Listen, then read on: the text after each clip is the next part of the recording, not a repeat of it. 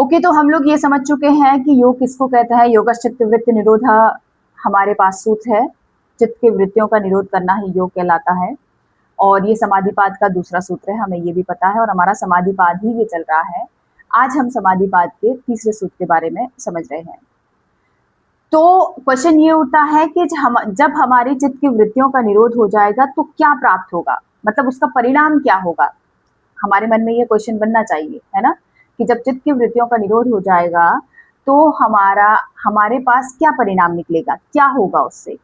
उसी का ही जवाब पतंजलि जी आगे दे रहे हैं। और देखो कितना सुंदर तरीके से, मतलब एक एक स्टेप्स को अच्छे से, जो आपके मन में जो क्वेश्चन उठेंगे उसका उन्होंने आंसर तैयार किया हुआ है, और वो सीक्वेंस में, और उनको पता है कि ये क्वेश्चन भी सीक्वेंस में ही उठेंगे, तो मैं इसका जवाब भी सीक्वेंस में ही दूंगा।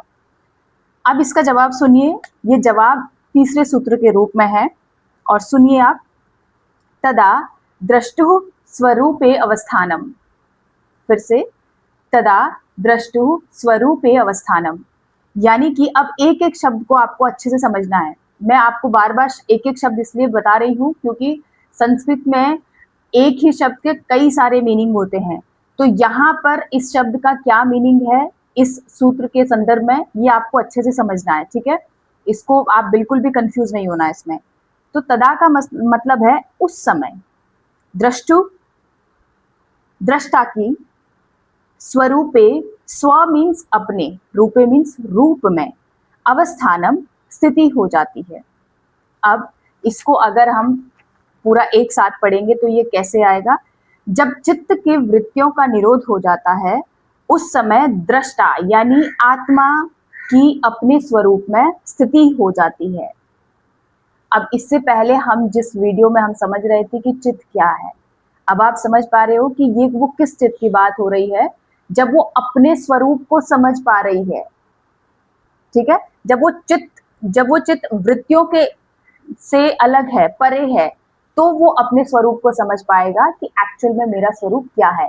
अभी क्या हो रखा है, अभी वो पूरे जो जितने भी उसके पास जो भी चीजें उसने देखी है, जो भी उसके मन में भाव आ रहे हैं, जिस भी चीजों को उसने देखा है, वो उसी को ही स्वयं को उसी का स्वरूप मान ले रहा है। लेकिन यहाँ पे ये क्या बता रहे हैं कि जब चित्त की वृत्तियों का निरोध हो जाता है उस समय दृष्टा यानी कि आत्मा जो है वो अपने स्वरूप में स्थित हो जाती है, अर्थात वह कैवल्य अवस्था को प्राप्त हो जाती है। कैवल्य का मतलब हमेशा ये नहीं है कि कैवल्य का मतलब मरना है, ठीक है।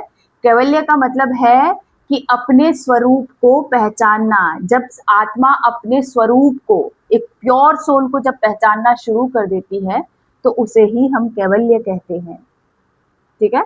तो ये हमारा तीसरा सूत्र था कि क्या है, तदा द्रष्टुः स्वरूपे अवस्थानम। इसको आप अच्छे से समझिए। और अब शायद आपको क्लियर हो गया होगा, जो मैं चित्त के बारे में समझा रही थी यहाँ पे आपको अच्छे से क्लियर हो गया होगा। Thank you.